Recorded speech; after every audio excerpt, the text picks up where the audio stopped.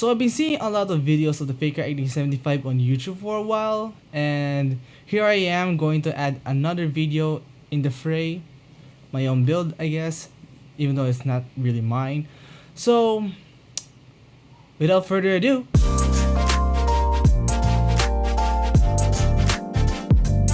so hi guys, it's your boy Ralph and I am going to talk about the Feker IK75, which is a 75% keyboard with an exploded layout that features a knob. Do you know what other keyboards that feature a knob? There's also an exploded layout. There are various keyboards out there. Let's list them out one by one. The GMMK Pro, the Keepon Q1, the Holee Mod 007, the IK PC37. No, I'm thinking about the goddamn headset. The IK PC75, the Tom 680, then there's the Gummy LK67, the Rock Bira, the Next Time 75, and the Real Key Scalbro. And of course, the keyboard in question, the Feker IK75. No, I'm not going to talk about every keyboard out there or else we're gonna spend all day listing all the keyboards. So let's just move on. So let's start with what comes inside the box.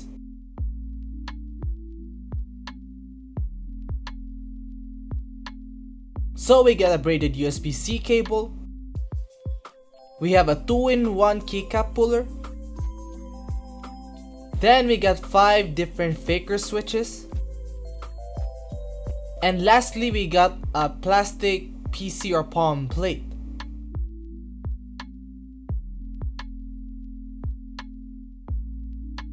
As for the switches, we are using the IK Radiant Reds.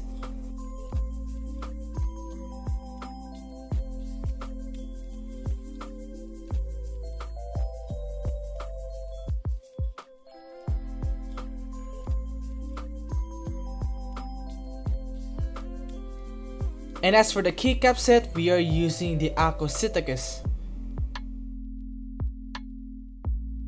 Okay, price breakdown. So the total amount spent on this build is 7,266 pesos or $145.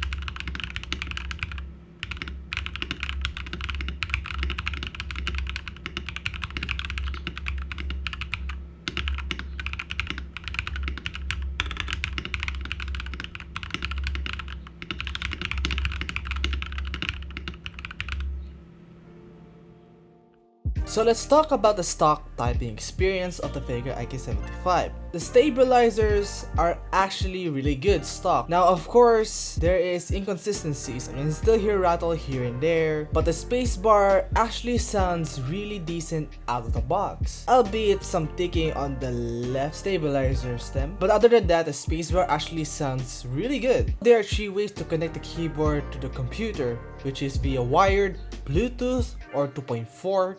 using the dongle. I've been using the dongle for like 2-3 weeks, and actually I didn't really perceive any delay when I was playing games, so at least that is really good. Coupled with the fact that this keyboard has more battery capacity than most phones out there, which is 8,000 milliamp hours. Coupled with the fact that keyboards don't really use a whole lot of electricity, you can see this lasting for a while, especially with 8,000 milliamp hours of battery capacity. So overall, this has been a really good typing experience, and also you have one less cable if you care about cables. But of course, if you want to go for the custom coiled cable route, you can do that. So before we start the modding time lapse, I want to confess something.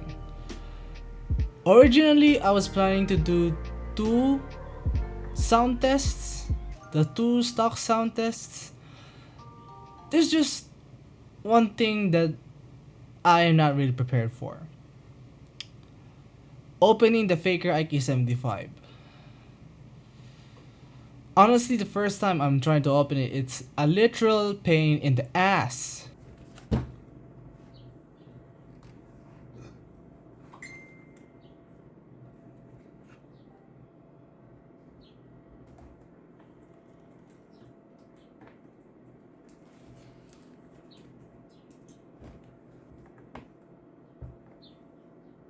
I know that I didn't know.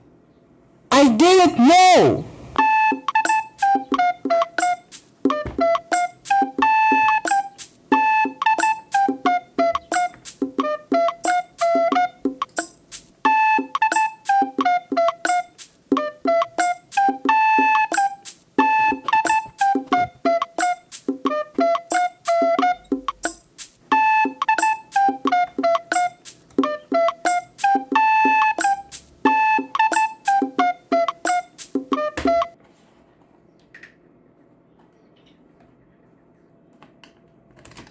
Oh my god, that took so long.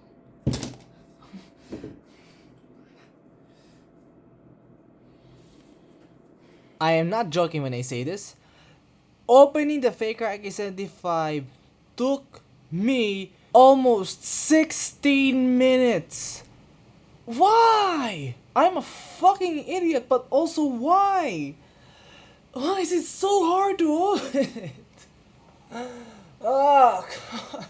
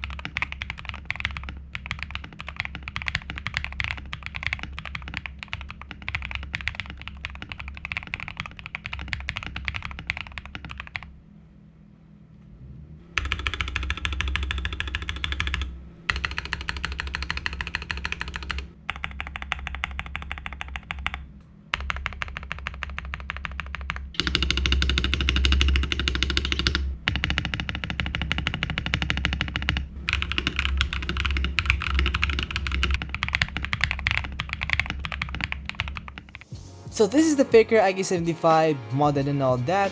Before I end this video I'm gonna say a few things. So number 1, I didn't mention that this is a gasket mounted keyboard. The reason is that the typing experience is very stiff, it's not very flexible. And it's all because of the gaskets used, which are very rubbery but also very dense and therefore doesn't really give a whole lot of flex. Or actually it's a bit more than that.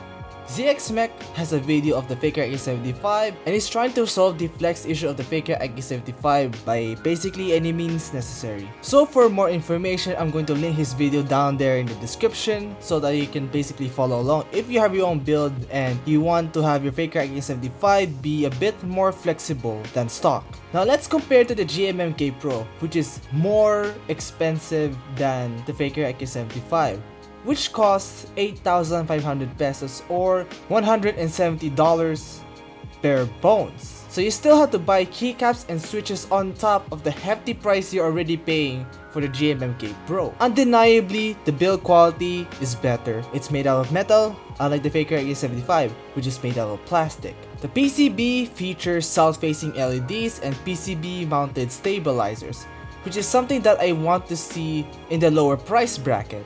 And the build experience for me is better since it's all screws, so all you have to do is remove screws, then you can remove the top layer or the top part, then you remove the battery, then you can get the PCB out, and then remove a bit of screws and you can get the plate out. Straightforward, very simple. But the Feker IK75 can connect to the PC via wireless either by Bluetooth or using the 2.4 dongle, while the GMMK Pro can only be connected via the USB-C cable. The Feker IK75 already includes a PC or a palm plate inside the box, while the GMMK Pro, you are going to buy that separately for $20 US. And let's not forget the price of the Feker IK75.